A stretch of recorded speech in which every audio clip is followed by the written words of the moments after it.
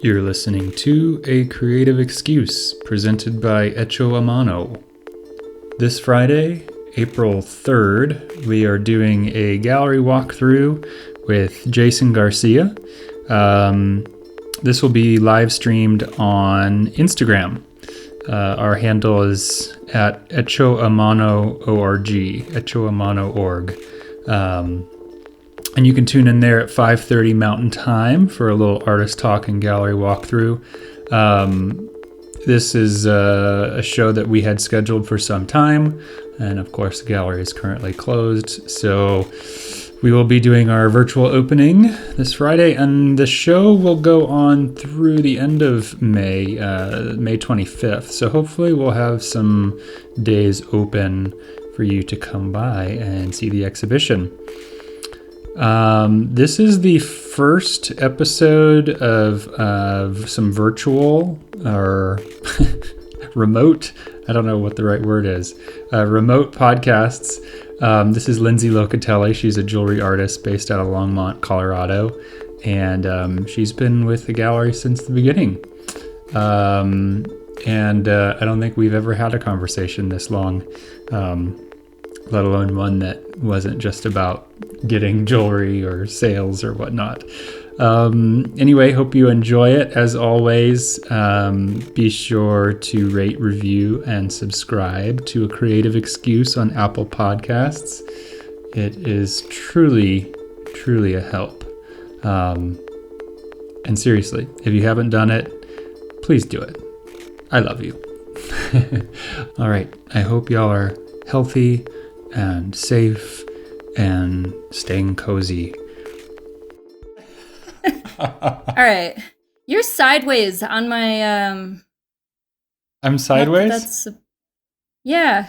Your head is like That's weird. Like... What if I went like this? Oh, that works. Really? Yeah. Okay, cool. Am I sideways now? No, you flipped. Okay. All right. Yeah. Okay. Lindsay. Well, good to meet you via the website or the internet. What are we doing? I feel like we've done a FaceTime thing before, haven't we? No. No, we haven't? No. You contacted me on Instagram and then we had a phone chat. Okay. And then the last time I talked to you other than text or email is when I lost my wallet at Albertsons. Right. So. Well, cool. I mean, God. How is it going for you? This is the first podcast since everything has hit the fan, and you know, on the one hand, like I love to do these in person. But there's a lot of folks that been wanting to do episodes with that aren't in Santa Fe or, you know, just haven't made it happen. I guess we were going to do it when that Christmas time. Yep. But so you're spending a lot of time at home. Are you making work? What is your day looking like right now? Yeah, honestly, since I'm a stay-at-home mom, and also artist, my days haven't changed too terribly much. So, you know, the only thing that's really hit me as far as the COVID-19 is when I went to the grocery store and there was no ketchup, sugar, and wet wipes. That was kind of the only thing that really felt different to me. But other than that, I spent a lot of time at home because I'm a mother, and my studio is here in the house too. So I'm just good old fashioned homebody, I guess. I never thought that I would be a stay at home mom, or you know, that any of these would happen. But here I am, and it's felt okay so far. It's a little bit, you know, I'm mostly affected by what's going on around me. So my friends who might have a lot of anxiety, or my family, or the news, but inside the house, not a whole lot has changed. You're a pandemic person. I'm already trained in, so Yeah. it's okay. Well, and then, I mean, I'm sure that, I mean, people aren't really spending a lot of money right now. So, of course, that I'm sure No. will have or has affected sales, right? Yeah, definitely. Because I'm not really a production style artist, my sales have largely been consignment in general for the past, I don't know, 5 years. And so I don't, there might be a couple months where I don't get a paycheck, and then there's a month and I might get 5 paychecks. And that's just kind of how it's always been for me. But now um, with what's going on and storefronts closing, galleries closing temporarily, hopefully, and everything else, it has started to make me worry a little bit about what kind of work I should make here and out, whether I should be thinking about my prices or I don't know. It's affected me, and at the same time, I haven't. I don't feel like I'm quite in panic mode yet because I've had stretches of time before where I just haven't made any money. So I'm sort of used to it, and I'm sort of worried about it. Just and again, um, most of it is just kind of seeing what a lot of my friends are going through and all the shows that they've applied to. That's a huge conversation among a lot of my friends who have applied to art festivals, craft shows, and they're all either been postponed or canceled. And a lot of them aren't refunding the money. And Wow. so, yeah, it's kind of a bummer. And I've heard both sides of the story, and I can see both sides. But like for me, I got into the Cherry Creek Arts Festival that's in July, and so far it hasn't been canceled yet. But I paid $900 to do that Mm. show, and I don't even have $900 in my bank account right now. Yeah. So it is what it is. Um, like when there's a will, there's a way, and this is so universal between many of us not having money anymore all of a sudden. So I'm in a pretty fortunate situation too with my husband having a pretty steady job. Hmm. But as far as my business goes, I've always tried to keep that separate. And now knowing that there might not be some money for some while, um, it's, it's a little bit gives me anxiety on how sustainable this might stay. So Totally. Yeah. I mean, because I hear you with the consignment thing, right? Like you might have like a delayed sort of effect, because you have gone through periods where, there haven't been sales. Like, I mean, like right now in general in Santa Fe, this is kind of a slow time, outside of pandemic season. hmm So like typically, outside of like spring break or something, there's not usually a whole lot of people traveling to Santa Fe. So a lot of I think for myself and a lot of other galleries are like thinking about, how is this going to affect the summer? Is it going to be prolonged through the summer? And even if it does right, kind of like clear up, in the next month, 6 weeks, or however long, how are people going to be traveling? Are people going to right, want to travel? Are people going to be just right. like kind of wanting to like conserve? And so that's definitely, I think it'll have like, ripple effects down the line as well, just, but at the same Yeah, time, like, I think I've been really encouraged by seeing how willing people are to help, how it I think crisis really can bring the best and the worst out of people, you know, yeah, exactly. Yeah, whether it's like offering to help or hoarding toilet paper or something, right. Is Santa Fe, I mean, because I know when I lived there, a lot of the galleries really relied on sales. So, I mean, are a lot of the galleries there closing down, or how are they kind of they're bringing their platform online?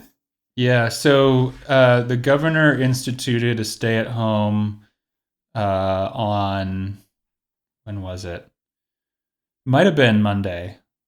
Maybe it was earlier than that, but basically closure of non-essential businesses. So, um, so like anything that's not like medical, restaurant to go, grocery stores, etc. There's some other things, but galleries have to Yeah. close. Yeah. So everybody's closed right now. And I have seen a lot more energy in terms of, getting work online or social media work. But at the same time, it's such a weird time to try to like continue to do business Right. when you have people that are worried about eating, and Right. whether they're going to pay their rent. And so I've been kind of struggling a little bit with that in terms of like, how do I ethically continue to like say, hey, this is available for sale and yet respect. I mean, I've just been continuing to do it. I'm just being, Mm-hmm. I don't know. I've never been pushy about marketing. I've never been pushy about how I do social media or even how I do sales in the gallery. Mm-hmm. But it still feels weird, you know? Mm-hmm. Mm-hmm. Um, so I don't know. I'm gonna keep just putting the work out there, and it is just it is what it is. Right. Right.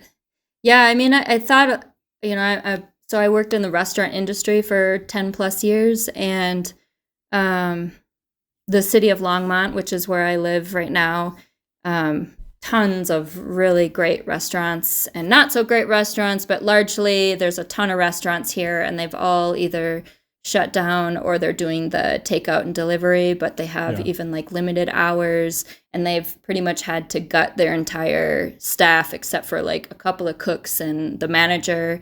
And even having to do that, let's say even like in a month, everything gets the green light to open up again. A lot of these staff, I mean, these are just things I'm thinking about, but a lot of these staff have to go elsewhere and find jobs.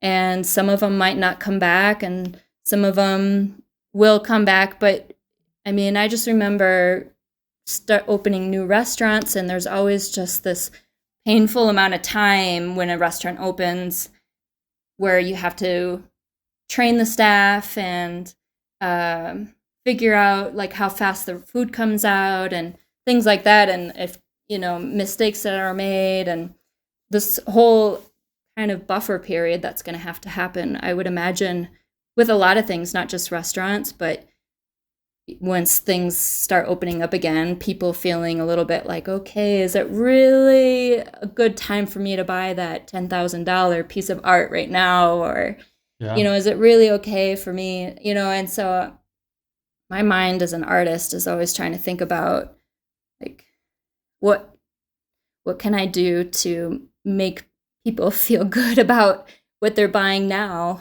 And I don't know, like it's hard because it's like I don't want to discount my work too steeply, but Yeah. I also um, I also want to sell still, make a couple extra bucks. I don't know Yeah. if that's something you're feeling at all too, or maybe you and other gallery Absolutely. people. Absolutely. I mean, because it's like I've been contemplating. Okay, so I started basically doing free shipping across the board, Mm-hmm. and I know that at a certain point, I'm contemplating. Okay, when do I start like saying, okay, 10% off everything? You know what I mean? Like, because I mean, 80. Right. Sharing this publicly, but 80 to 90% of my sales are walk-in traffic. You know, Mm-hmm. um, and so I do get online sales, and they definitely help, but it's totally supplemental, and Right. without that walk-in business, I don't stay in business, you know. Yeah. So I don't know. I mean, it's one of those things where it's like, how do you continue to be sustainable and not sell yourself short, and at a certain Exactly. point in time, when does it make sense to like make the sacrifice just so you can keep moving? You know what I mean? Right. Um, Right. and honestly, I try not to think about it too much because I feel like I'll know when the time comes. It's like, okay, it's time to do this. And if I sit here Mm-hmm. and like fret for weeks, I'm just gonna cause myself undue stress. It's like Right. and then we can talk about the flip side of this too, which I've also felt really grateful for the opportunity to spend time with my wife at home. Like it's been really sweet. Yeah. There's been challenging things because, like, of course, when you have your patterns of like going to work and being away for 8 hours of the day, right, and then that changes to where like 24 hours a day, stuff comes up. But at the same time, I don't know. I've never slowed down like this before unless I was sick. Right. Never, like Right. never.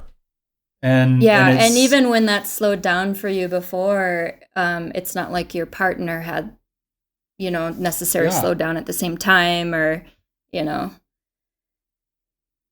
yeah, for So, real. yeah. And so anyway, I think that there's something about this sort of time where it's like everybody's everybody's forced to stop. And there's, I think, a lot of good that can come from that. I mean, for me it's been a lot of just like, where am I putting my energy and attention in my life? What's important to me?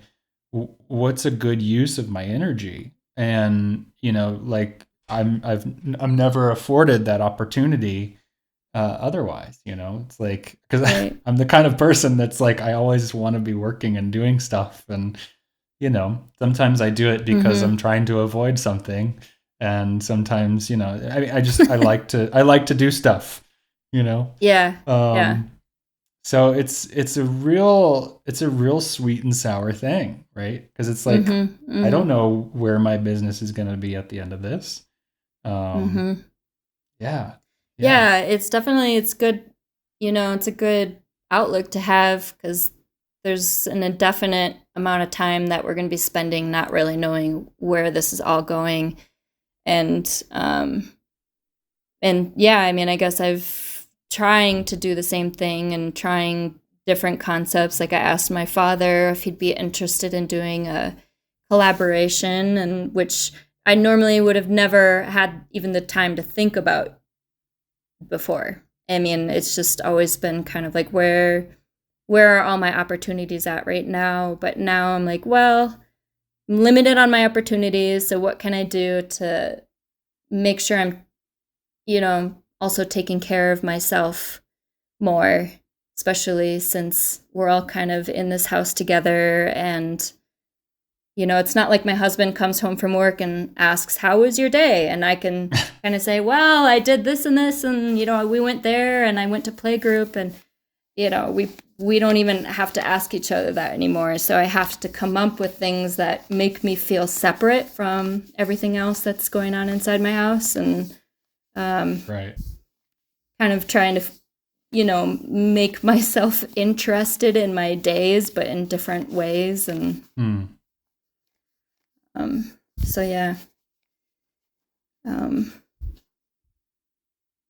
yeah, I don't know. It's definitely allowing for me to also make work that I want to make, Hmm. um, without thinking about the thing that's ahead of me that I should make the work for. Hmm. Um, and so it's almost like a blank canvas, or there's nobody out there telling me, or kind of indicating to me what they want or what they're expecting. And so I'm in this area where I'm sitting on quite a lot of inventory that's ready to go out. And so I'm now turning to making work that, is more unique, um, more artistic, I guess, more Hmm. abstract or more narrative. I mean, more just, almost like I'm journaling. So, Yeah. Well, when we get all back open again, we'll just we'll have a lot of work to send out. yes, I will. I do right now. So, yeah. Oh, well, it just hit me. You've been with me since I opened, Mm-hmm. and that's, I to me, that like, it's always kind of like fascinated me. Like, so when I opened another gallery about 5 years ago, and it was always so interesting to connect with people and say, I don't know what to expect out of this thing. Want to come along? And the people that were just like, yeah, let's go. It was always it always blew me away, but it always made me think about like, what is it about those people? I mean, I think it's just like a resonance with the person, I Hmm. think that's there, but I mean, anyway, I guess I'm just saying thanks, like, because I think it's a risk, right? Like you didn't know whether it was going to work. I mean, I didn't know whether it was going to work either, but um, you I'm know, so glad. I mean, yeah, of course there you don't know. I've done shows where they've been really good and then I do the same show next year and I don't sell mhm. a thing and you don't ever really know, but I mean, when you contacted me about, joining the gallery, I was so excited because it's it had been my goal to have work or send work to New Mexico, and I hadn't. It was kind of one of my bucket list things. Mhm. So when I heard from you, I was elated. I mean, it was so excited to try it out, and I'm so happy that you're keeping me around. Totally. There's always that fear of like with some of my galleries, like, oh, when are they gonna say I'm waiting? Are they when are they gonna tell me that Oh. they don't want to carry my work anymore?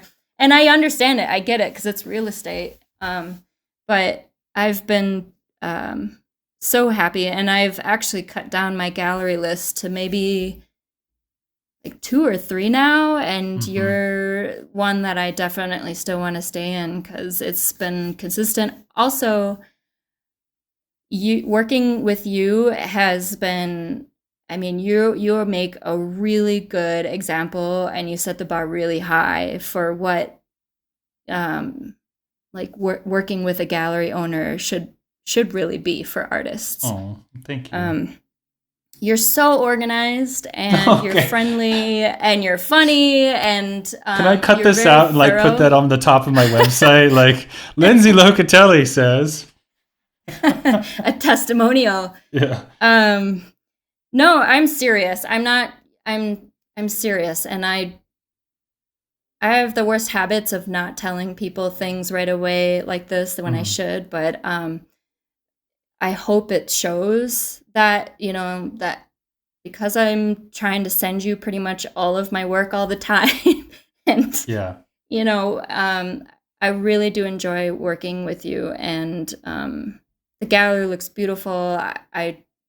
I'm always looking at pictures online of what you're doing in the Oh, space, and thank yeah, you. I'm very happy, very happy artist. So Well, I love your work too, and it's always one of those like I that's in a way not the problem, but like I like everything in the gallery, right? And I want it all to succeed, And so when something starts working, and what's interesting, like in the beginning, it didn't quite hit at first, you know, and it took a few months, but like just to when it starts working, it's such a it feels like such a gift, that like people start responding to the work and um anyway, so I'm really happy too. yeah, you should be. S- I mean, you've done such a wonderful job. Thanks. Um, Yeah. so I also want to talk about just like your background and like how you got started in jewelry and did you grow up in New Mexico or where was first home base? No, I'm born and raised in Minnesota, Okay. specifically Minneapolis. And up until 2 years ago, that's basically where I've lived my entire life. The only time really spent a fair amount of time in New Mexico was when I graduated from college and I went to work for my uncle as a furniture maker. And my aunt and uncle, they live in Taos, New Mexico. Okay. And so over the years previously, of course, we took a lot of family vacations to go visit them, and when I first visited New Mexico as a young teenager, preteen, I hated it. I mean, like at that age, all I was concerned about was wearing swimsuits and sitting on the beach and trying to get as tan as I could so when I went back to school, I could brag about where I went.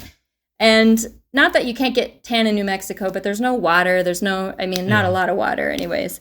And so it didn't grow in me until I grew up. And it's one of my favorite places to be. And my aunt and uncle, they still live in Taos, and my uncle is still making furniture, and he does a lot of sculpture now too. My aunt's a ceramic artist. And beyond that, there have been a fair amount of artists in my family, and so growing up, I just kind of followed their path of exploring pretty things, making things that were pretty to me or that were expressive to me. And I've never always been the most articulate person, so I think that's just always been a big outlet. And so I made sure that when I went to college that I was definitely going to stay in the arts. I actually majored initially in graphic design, and then I changed colleges, and I was required to take some 3D and sculpture classes. And that was what made me switch over to furniture design. And so I have a degree, a bachelor's in furniture design from the Minneapolis College of Art and Design. And when I graduated, I, of course, like a lot of artists or a lot of people in general, I didn't have any equipment, any machinery, any money. I didn't have any way to like easily go somewhere and make stuff. And so I had to work with a few hand tools and what was available in the garage. And that kind of made me work small scale. And so that's where jewelry kind of came in. I met a few people in Santa Fe when I moved there after college that were jewelers that are now still my really good friends. And they highly influenced me to make jewelry as well. So I don't know. I hopefully didn't jump around too much. I guess that's kind of where I'm at. And you started making jewelry in wood first, right? Yeah, because most of my college experience was spent in woodworking and metalworking and some other things outside of that, but not, that's where most of my comfort zone and experience rested in. And so, yeah, when I jumped into jewelry, I was working tiny itty bitty jewelry pieces that were made of just wood. And I mean, it was really ridiculous when I think about it now, because I'd find these blocks of wood or, they're huge, and I would somehow spend all this time cutting it down smaller and smaller and smaller just so I could get like a tiny little ring. And at that time, I definitely didn't have any pressure from anybody or anybody telling me what I should and shouldn't make. So, it would take me like a month just to make one little ring.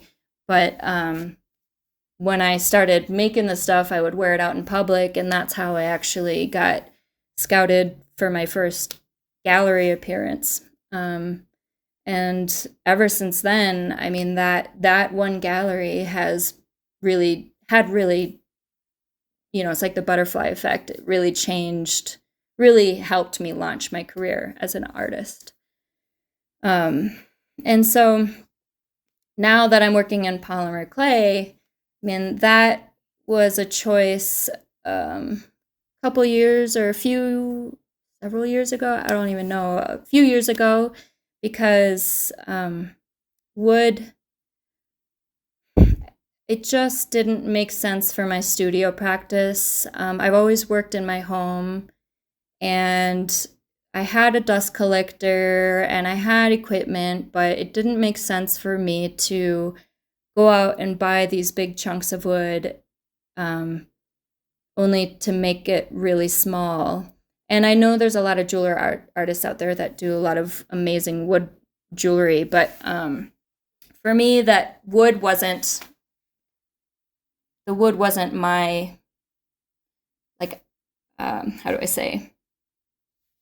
I didn't need to get where I needed to go with wood. Like I could get to that same place with polymer clay. Yeah. And I've actually, because of my style, I really don't like things polished, and I like a lot of scratches and texture in my work. And so half the time my work gets confused as wood anyway, so it works out. It kind of makes the transition make sense. I So get so many people asking if it's wood. yeah. And it works. I mean, when you tell them like, "Oh no, it's clay," or "Oh no, it's polymer clay," they know what? I mean, they get really they get really excited about something that, that's not what it is. It's like a Yeah. little secret, you know. Can you recall like what kind of led you to make that jump into jewelry? Was it you mentioned a friend of yours suggested it, or? Yeah, sorry, it's confusing jump. So when I graduated from college, I moved to Santa Fe, and um, I started at a gallery in town there, and I met another artist who was a jeweler, and we are now almost, I mean, we're pretty much best friends to this day, but I wasn't really sure of what I wanted to do artistically. And so she said, well, why don't you just buy some brass, buy a saw and some saw blades, and just start, drawing on metal and cutting it out and see where you go. So that's what I did. And it didn't necessarily go anywhere right away, but the scale really clicked for me, because when I graduated as a furniture designer, the scale is it's bigger. I mean, it's a chair, it's a table, and when you're living in a studio apartment that's like 300 square feet, and you don't have money to rent a studio, like building furniture is just not going to happen. And so, jewelry was my next, was my gateway, I guess. And I always loved combining art with something that functions or something that gets used by people. And so, I mean, between furniture and jewelry, these two things kind of have that in common. Being able to wear something, being able, to express yourself. And I've come to really love the idea of jewelry because it doesn't sit, well, it can sit in your closet for years, or it can sit in your house for years and nobody else sees it. But ideally, like if you're somebody who loves jewelry, it's a way to, express yourself to your friends and to the people that are out there, and also to kind of show people what's possible with art jewelry. And I've been really excited to be a part of, I don't know if I want to call it a movement, but I've been really, really excited and fortunate to meet people who are trying really hard to push the envelope on art jewelry and contemporary art jewelry. So, yeah, I don't know. I just kind of right place, right time for me. Yeah. It's interesting how like, jumping from, wood to polymer or from furniture to jewelry, how those different kinds of mediums can be those doors that allow you to say what you want to say, that just moving from, even if it's within jewelry, just to a different medium, that somehow like that its properties are like this lens in a way, right? It's like it does these things that another medium can't do, that allows you to express the way you want to express. I love that. Right. Yeah, and I mean, I went from graphic design to furniture and now to jewelry, and I guess the work that really excites me nowadays is kind of a mashup of work that combines illustrative qualities, and the fact that you can wear, art is just, I think, so cool. And I mean, it's really changed my perspective on what jewelry can be. Not just like I mean, don't get me wrong, I have all kinds of jewelry pieces, but not just like your diamond ring or your gold chain necklace, which I love, but you could also just have a piece of conceptual art, like an art brooch, basically a sculpture that you're wearing on your shirt, and you're carrying it around, and you get all kinds of cool interesting comments from people, and some funny ones sometimes too. And I think that's what art is about. It's funny when people come in and they ask me things like, do people wear this? I'm like, if they didn't, I would not be selling it. It's yeah. I mean, that's a lot of reasons why I don't do a lot of art shows anymore, because I'm an introvert, so like repeating myself over and over, or most of the time I have really awesome positive experiences, and I'm friends with a lot of my clients now. But yeah, it's funny because people will come by and I'm like, did you make all of this? Or do you like, or no, the best one I get a couple times is, do you wear your work? Like, yeah, I do. And you have to be really resilient, and you have to, because they don't know that somebody else asked that question, and they don't maybe aren't exposed to this and that, and so you have to just pretend like it's the first time they've ever asked, or that you've ever been asked that. And you just say, yeah, you smile, and you just tell them it's, yep. I get the same questions. Like, I mean, what's funny to me is that, I mean, of course, to my eye, there's 20 different artists in front of me, and someone comes in and goes, did you make all this? Or, are you the artist? I like that one because it's so vague. Are you the artist? I'm like, what do you, like, formerly known as Prince? Like, what do you mean? But yeah, it's true. And I think it's, for me, I have to remember that, like, I've immersed myself in visual vocabulary for years, and so what's obvious to me isn't, necessarily obvious, but it's funny. It's funny. Yeah, it's so funny. And sometimes you get the questions like, so this is polymer clay? Yeah. Why is this $220? Well, and that then hurts. Like, because you're like, yeah, true, it's maybe $20 worth of materials, but it's like very, again, it's a question they sincerely want to ask, and you just say, well, it took me 10 hours to make this piece, and so there's some labor costs in it. And I mean, it's a part of me kind of wonders if it would be too condescending to like have a book out there like art. Well, there's probably already an art for dummies or like something like that, right? I mean, but I guess the people who are asking you that question are also not going to be the kind of people who want to read that. So you just have to be prepared to educate people. Yeah, for sure. I forget who it was that when they asked him, like, how long did it take you, to make this? And the guy's like 50 years old. He said 50 years. It took me 50 years to get to a point where I could make this object, and then, financially, you could look at schooling, you could look at all the studio costs that you've had, all of the different materials, all the mistakes you made.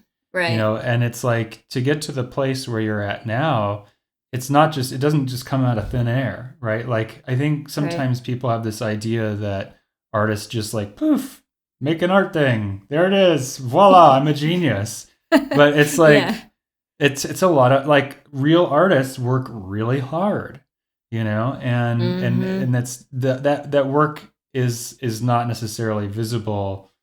I mean, it results in the product, but it's like it's not necessarily like you don't see that.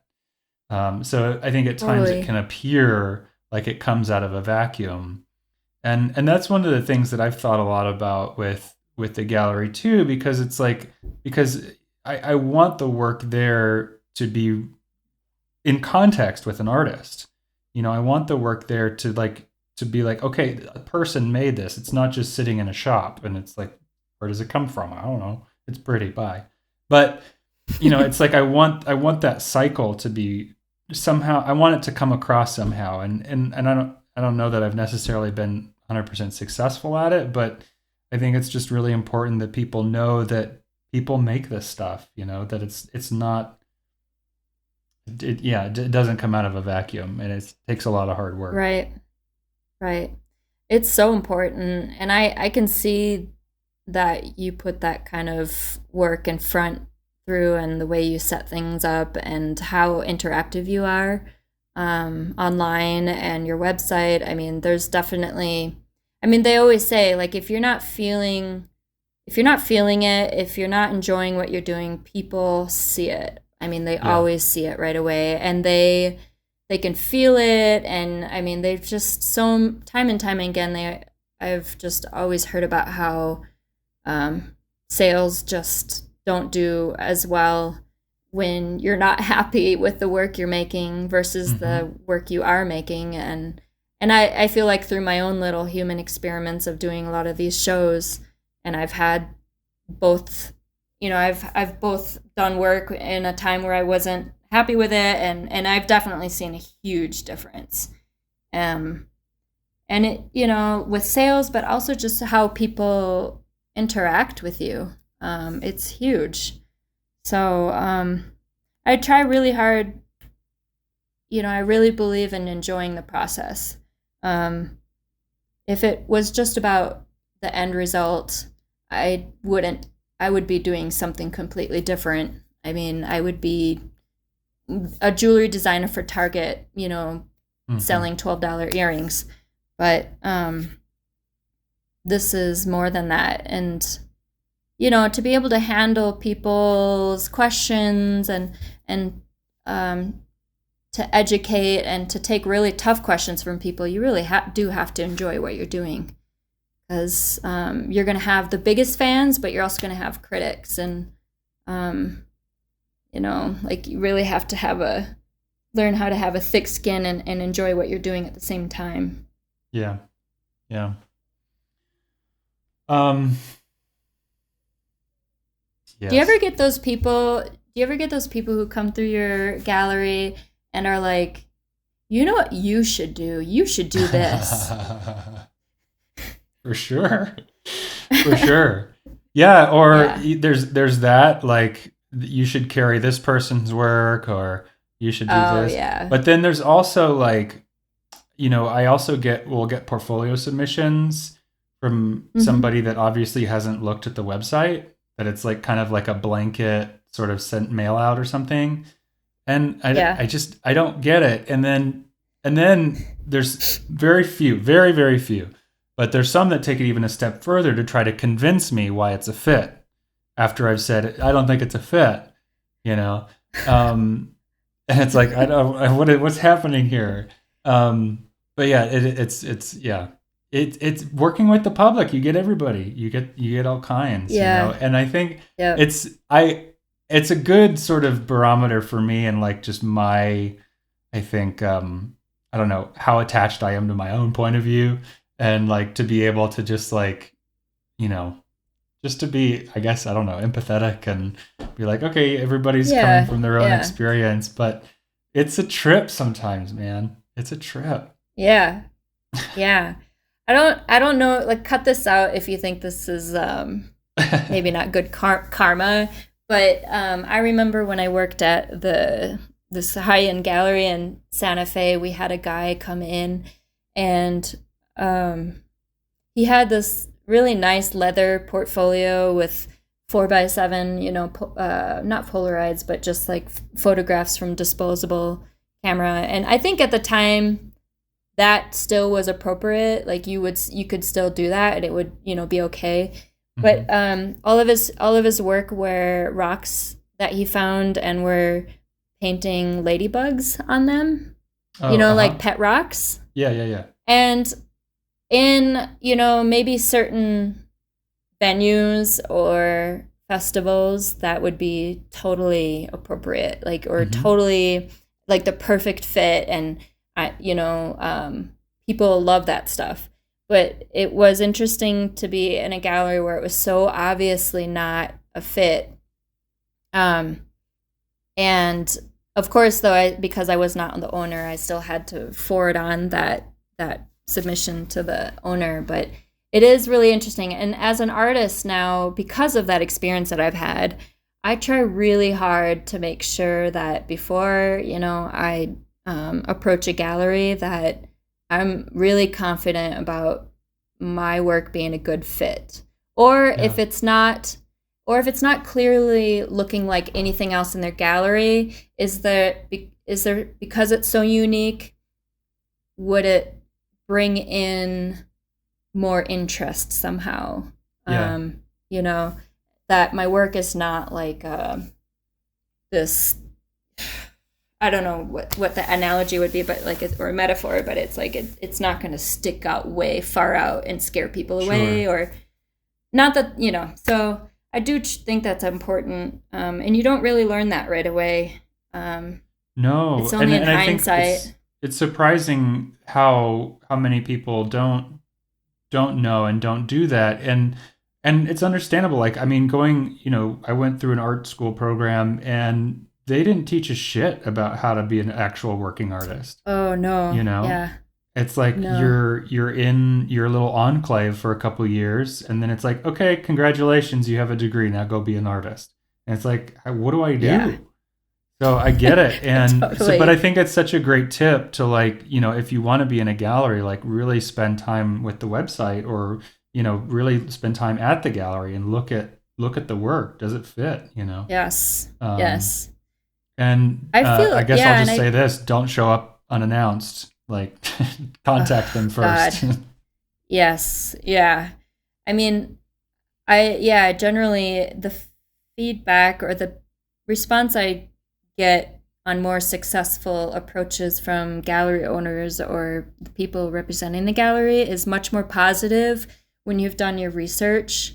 Mhm. Um, because it really doesn't take that much time to do that, to go on the website, read everything and look at everything, but then Google them and try to figure, it goes miles and miles and miles in a conversation with somebody at a gallery if you've done your research. For sure. Um, Especially when you're just trying, as an artist, you're trying to sell yourself. I mean, you know, so Tips for artists. yes, that's got to be up there, top five maybe. Yeah. I Yeah. mean, I mean, for me, I think the thing that I tell people is to really find what it is that makes you excited, and just lean into that as much as you can, because it's like, as much as I think we're all the same, we all have some unique perspective. We're the only ones mm-hmm, viewing through our own eyes. And right, to really, what is it that's unique about your perspective? um and that can be scary, right? Because it's like, we want people to like what we do, and what we do might seem different. And but I think ultimately, you end up finding, for me, and I'm still learning that too. Like, how do I, be true and authentic to what I choose to put in the gallery? If I'm really excited right, about it, like, how much, of course I want it to sell. And if it doesn't sell, I'm not going to be in business. But it's like, if I'm not excited and passionate about it, I don't feel like I could do it either. I'd be right, bored out of my right. mind. So I have to constantly kind of check in with myself. Is like, am I doing such and such just because I think it'll sell? Because Mm-hmm, that's not where I want to come from. mm-hmm, I really want to tap into, like, am I excited about this? mm-hmm. And is it really moving me? So I guess something I've always been interested in, because I've noticed, is you have a lot of passion and interest and focus on artists from South America or Central America, and Mexico obviously a lot primarily. of yeah, and a lot of artists that are local, of course. Hmm. But can you talk? I've always been interested in that focus or in that direction. Yeah. So I went to Oaxaca for the first time about 5 years ago. Um, that's kind of where the seed was planted. I was working for another gallery at the time, and so I wasn't thinking at all about starting my own thing.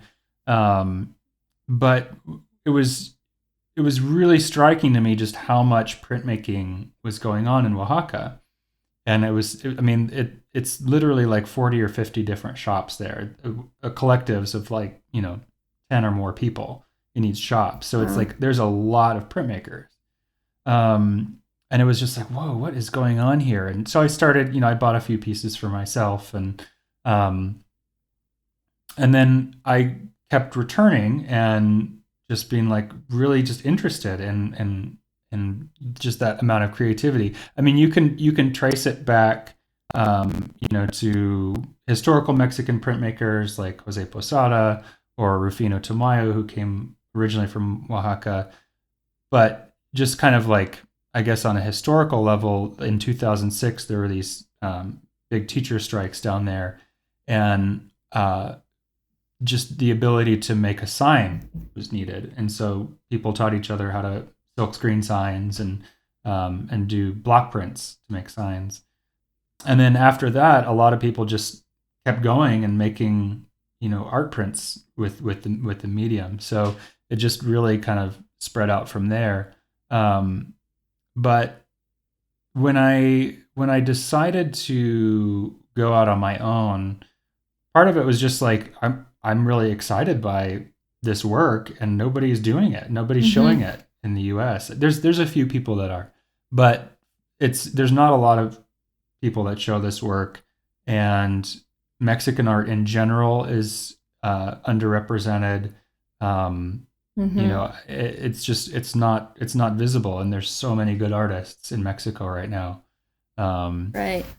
and so it felt like something. It was like that kind of just interconnection of where I was currently excited and also seeing an opportunity where it wasn't being presented. Um, so it's like, okay, great. Well, this is where I'll start. Part of it too was I had been working with at this other gallery. I'd been working with a ceramics collective from Oaxaca, and so I had been working with them, and they whatever, they just decided they wanted to work with me, um, Mm-hmm. and so they had a bad folk art market one year and put like several hundred pieces in storage in Santa Fe before going back to Mexico rather than try to bring it back. It was like, well, we've Right. got like several hundred pieces we can consign to you. So I was like, oh wow, okay. So that really like added on to the interest in Oaxacan printmaking. So I was like, okay, cool. And I loved, and at the previous gallery, it was a lot of craft based work as well. So a lot of jewelry, ceramics, Mm-hmm. and fiber work. And so I already had that interest there. So I was like, okay, cool. So printmaking, I really like ceramics, and I've got this collective, but I love jewelry. I don't wear a lot of jewelry, but I'm again, it was looking at my interest in like, wow, there's so much creativity happening in the jewelry world, and just seeing, Mm-hmm. like you were saying earlier, people pushing that medium and doing things that are unexpected, and also Right. that combination of handmade and functional and artwork, and just bringing all of those things together. So it was like, okay, that seems like kind of like that sort of triptych, of jewelry, printmaking, and Yeah. ceramics. It's totally intuitive to me. I don't have a lot of like real intellectual thoughts about like why these things go together or why I pick what I pick. It's It's not really like you have an equation or anything. mm-mm. none. It's Yeah. just like what feels right. And I guess I've been fortunate that like a lot of what feels right works. I'm not saying it always works, but I feel like that, and I'm still learning what doesn't work and refining that, and being like, okay, well, why did I that didn't work? Why did I go off in that direction? Or this worked really well. Okay, how do I lean into that? So it's really intuitive for me. Um, yeah, does that answer the question?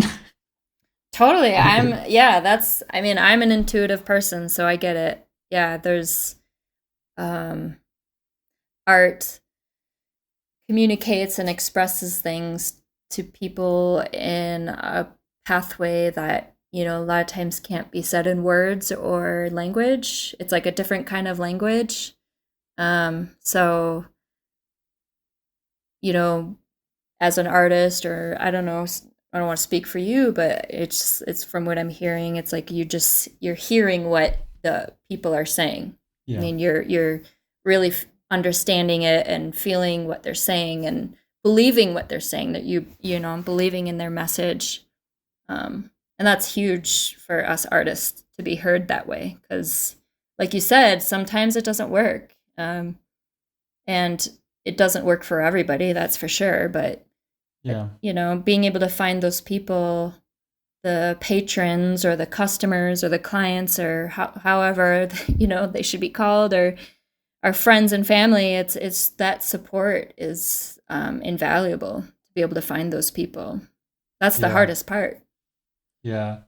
I mean, I did go through, an art school thing and was thinking at the time that I wanted to be a studio artist. So I think that having that experience informs a lot about how I hear and Mm-hmm. read artists. And I Right. also it's just so important to me that artists are able to do that work. And part of it, I think, for me is recognizing like I didn't necessarily have, um, at the time, I don't know if this will change later, but at the time, I don't think I really had what it took to really dive deep into making a career out of art making in a studio practice. It takes a lot of sacrifice for a lot of Yeah. folks at first, and I don't know that I was ready to do that. And I think part of it is also not necessarily being sure about what I wanted to say and what what was valuable about what I wanted to say. Um, and what it's turned into is hearing what other people are saying and promoting that, holding space Yeah. for that. And that's super satisfying. I'm really pleased. I'm happy to do that work. It really is fulfilling for sure. Um, and at some point, I think it is totally possible that I might get back into a studio and make work for myself again in the future. I don't think not Yeah, yet, you not yet. should. I think it'll happen. I think it'll happen, but not yet, not yet. Come Um, on. We want to see. We want to see what's your medium? it was photography and digital media. Um, Okay. I don't know that I would actually go back in. It might be sculpture or Oh, maybe even jewelry. cool. Yes. Yeah, All of it. yeah. I Do don't all know. of it. So I always ask everybody if you can recall either a specific artwork, a specific artist, or an exhibition, Mm-hmm. something that really changed either how you thought about work or your trajectory as an artist. Um, well, three artists always come to mind for me. And they're not jewelers, and they're kind of historical, so maybe a little bit boring to say, but No, not um, boring. so first one, he's actually a current artist. I just love his work, and so James Turrell. Oh, He's known as kind of the light artist. yeah. Super minimal, He's known for just opening up a window in a ceiling in a structure. I think currently he's working on a major installation.